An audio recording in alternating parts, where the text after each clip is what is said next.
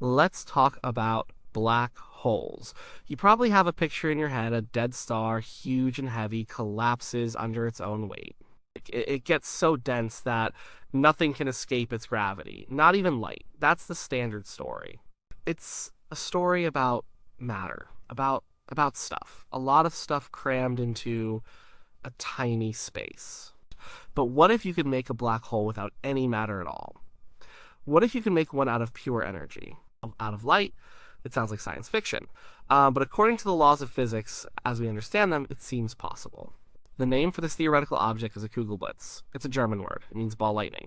And it's one of the most mind-bending ideas in physics. It's a black hole made of light. To understand how this could even be a thing, we need to back up. We need to look at the two key ingredients. It's gravity and light, and we need to see how they're connected by the most famous equation in the world. Let's start with gravity. For a long time, we thought of gravity as a force, an invisible rope pulling things together. And Isaac Newton gave us the math for it. It works great for sending rockets to the moon. But it wasn't the whole picture. Then came Albert Einstein. He had a different idea. And he said gravity isn't a force pulling you down. It's the shape of the universe pushing you down. He said that space and time are not just an empty stage where things happen. They are a single thing called spacetime. And this spacetime is like a fabric. It can bend, it can warp. What bends it? Mass and energy. Imagine a bowling ball on a trampoline. It creates a dip in the fabric. That's what a massive object like the sun does to spacetime. It creates a curve. A planet like Earth is just rolling along that curve. It's not being pulled by a rope. It's following the path of least resistance in a curved universe. That, Einstein said, is gravity. A black hole is what happens when you take this idea to its extreme. Instead of a bowling ball, imagine something so heavy and so small that it rips a hole right through the trampoline. It creates a dip so deep that if you fall in, you can't climb back out. The walls of the dip are too steep. That's a black hole. It's a region of space-time that has been warped so severely that it seals itself off from the rest of the universe. The edge of this region is called the event horizon. It's the point of no return. Cross it, and you're not coming back.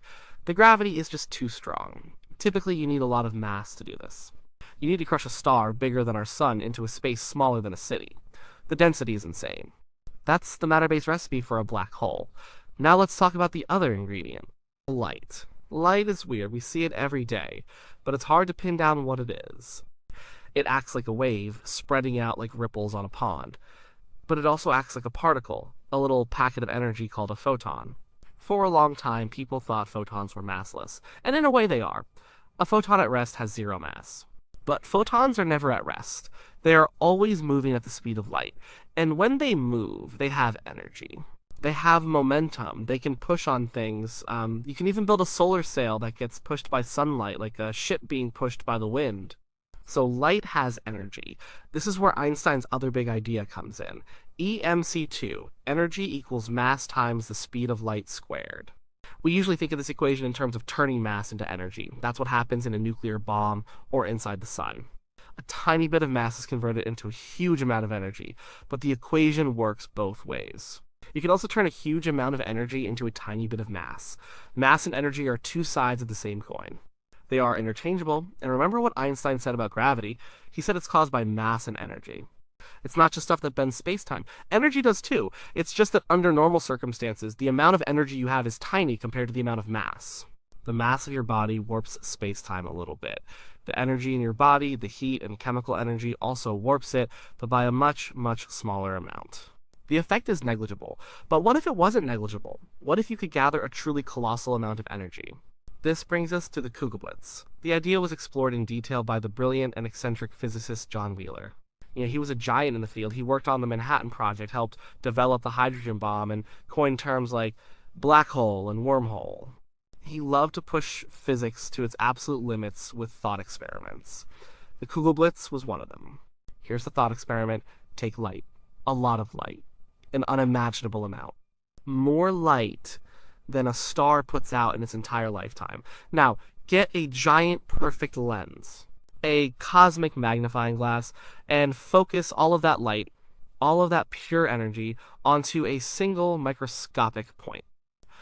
As you concentrate the energy, the gravity at that point gets stronger and stronger. The light is bending spacetime. Remember, energy curves spacetime just like mass does. If you can cram enough energy into a small enough volume, the curvature of spacetime will become critical. It will reach a point where the gravitational pull of the concentrated energy is so strong that the light can't escape its own gravity. The energy creates its own event horizon, and just like that, you get a black hole. A Kugelblitz. There was no matter involved, no star collapsed, no atoms were crushed. You started with just photons, pure energy, and you used that energy to warp spacetime so much that it tore a hole in itself. You made a black hole out of light. This is a direct consequence of EMSE2. You've concentrated so much energy that it behaves exactly like a lump of mass. The universe doesn't care if the gravity comes from a pile of neutrons or a blast of gamma rays. It only cares about the total mass energy density. If it's high enough, you get a black hole. So, how hard would it be to actually make one? The answer is, basically, impossible. The numbers involved are staggering. They make astronomical figures look small. Let's try to get a sense of the scale. To make a Kugelblitz with the same mass as our Sun, you would need to capture all the energy our Sun will produce over its entire 10 billion year lifespan. And then you'd have to focus all of that energy into a sphere about 6 kilometers across. But that's a huge Kugelblitz. Let's think smaller. What about a Kugelblitz with the mass of just 1 kilogram? Like a bag of sugar. The amount of energy you'd need is given by EMC2. So 1 kilogram times the speed of light squared. The speed of light is about 300 millimeters per second. Square that, and you get a 9 followed by 16 zeros. It's an enormous number. It's more energy than all of humanity consumes in a year, by a huge margin. It's roughly the energy released by a very large hydrogen bomb, and you'd have to focus all that energy into a space far, far smaller than a proton. We're talking about a region of space so tiny it's hard to even describe. The laser you would need would be a work of science fiction. It would have to be incredibly powerful and perfectly focused. And as all that energy converged on a single point, something else would happen. The temperature would skyrocket. It wouldn't just get hot. It would reach the highest possible temperature that we think can exist in the universe. It's called the Planck temperature. It's about 142 million degrees. At this temperature, our understanding of physics breaks down completely. General relativity and quantum mechanics, our two best theories of the universe, stop making sense. We don't have the math to describe what happens, so building a Kugelblitz isn't something we're going to be doing anytime soon. It's a thought experiment, but it's a very useful one. It forces us to ask some deep questions. For example, what would a Kugelblitz be like after it formed? Would it be different from a normal black hole? The answer, according to another of John Wheeler's ideas, is no. It would be identical. This is because of something called the no-hair theorem. The theorem says that once a black hole forms, it's an incredibly simple object. It loses almost all the information about what it was made of. It doesn't matter if it was made from a star full of hydrogen and helium, or a pile of iron, or a collection of old spaceships, or even pure light. Once the event horizon forms, the black hole settles down, and it can only be described by 3 properties. Its mass, its electric charge, and its spin, or angular momentum. That's it. All the other details, the hair, are lost forever. So, a Kugelblitz with the mass of the Sun would be completely indistinguishable from a black hole made from a sun-sized star. You couldn't tell the difference. The origin story is erased. This idea of lost information is a huge puzzle in physics. It's called the black hole information paradox. If information is truly lost, it violates some of the fundamental principles of quantum mechanics. The Kugelblitz provides a very clean example of this. You start with a very specific ordered state up, a perfectly focused beam of light. And you end up with a simple, generic black hole that tells you nothing about where it came from. Where did the information go? Nobody knows for sure. Like all black holes, a Kugelblitz wouldn't last forever. Stephen Hawking discovered that black holes are not completely black. They glow. Very, very faintly. Due to quantum effects near the event horizon, they slowly leak radiation back out into space. This is called Hawking radiation. This means black holes evaporate very, very slowly. A solar mass black hole would take longer than the current age of the universe to evaporate. But a tiny black hole would evaporate much faster. A Kugelblitz with the mass of a car would evaporate in less than a second. And it wouldn't just fizzle out, it would go out with a bang. An explosion of high-energy gamma rays, more powerful than any nuclear weapon. This leads to some of the more speculative science fiction ideas about the Kugelblitz. If you could create one, what could you do with it? One idea is a Kugelblitz engine. of a spaceship drive. The concept is to create a series of tiny microscopic Kugelblitz black holes right behind your spaceship. You would need a super advanced laser system to do it. You'd create a Kugelblitz, and it would immediately and violently evaporate in a directed blast of Hawking radiation.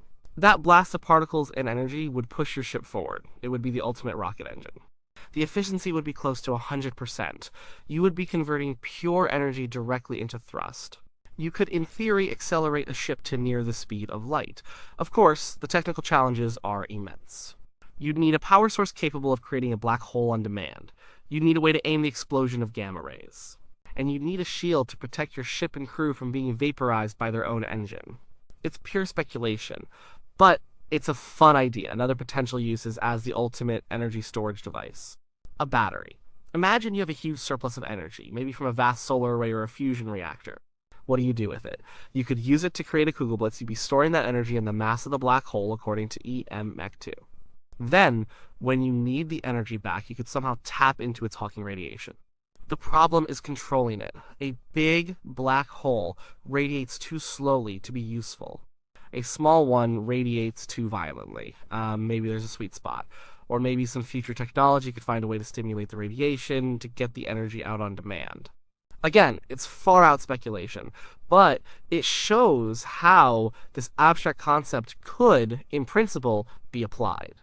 But the real value of the Kugelblitz isn't in its potential as future technology. Its value is what it teaches us about the universe right now. It's the ultimate demonstration of EAMC2. It shows us that mass isn't some fundamental magical property of matter. Matter is just a very dense, stable form of energy.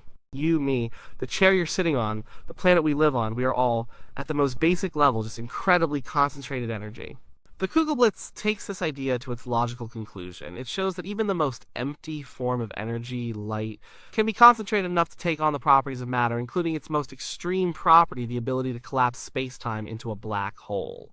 It also highlights the deep and often strange connection between the very large and the very small. The Kugelblitz is an object from Einstein's theory of general relativity, the theory of planets and galaxies. But to understand how it's made, you need to think about the Planck temperature, where relativity breaks down and quantum mechanics takes over. To understand how it dies, you need Hawking radiation, which is one of the first successful attempts to combine general relativity and quantum mechanics. The Kugelblitz lives at the intersection of our two greatest theories of the universe, and it shows us where those theories start to fray at the edges. It points to the need for a deeper theory, a quantum theory of gravity, that can explain what happens when you cram an entire star's worth of energy into a space smaller than an atom. Thinking about a Kugelblitz forces us to let go of our everyday intuitions. We're used to a clear distinction between things and energy. A rock is a thing. The sunlight hitting the rock is energy. They seem like completely different categories. The Kugelblitz tells us that this distinction is an illusion. They are the same stuff, just in different forms. It's a powerful reminder that the universe is often simpler and stranger than it appears. The fundamental rules can be boiled down to a few core principles. The equivalence of mass and energy is one of them. The idea that this mass energy tells space-time how to curve is another. The Kugelblitz is just what happens when you follow those rules to their most extreme and absurd-sounding conclusion. It starts with a simple question. What if? What if we took Einstein's ideas seriously? Absolutely seriously. If energy and mass are the same, and if mass can make a black hole, then energy must be able to make a black hole too. It's a straight line of logic, a line that leads you to a place that feels like fantasy. A black hole made of light, a storm of pure energy, so intense that it collapses under its own gravity and swallows itself. We may never see one. We will almost certainly never build one. It might be that they can't form naturally anywhere in the universe.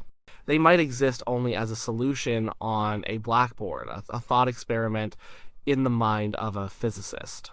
But that doesn't make the idea any less important. It's a test of our theories, a way to explore the limits of what is possible. It cleans up our thinking. It gets rid of the idea that matter is special. It shows that at the heart of everything there is just energy and the geometry of space-time that it creates. The next time you look up at the sun, think about the light streaming towards you. It's just energy. But in that light, in those harmless photons, is the potential for the most extreme object in the universe. If you could just gather enough of it and squeeze it hard enough, you could forge a piece of the night sky in a laboratory. You could make a little pocket of darkness out of pure, brilliant light. That is the Kugelblitz.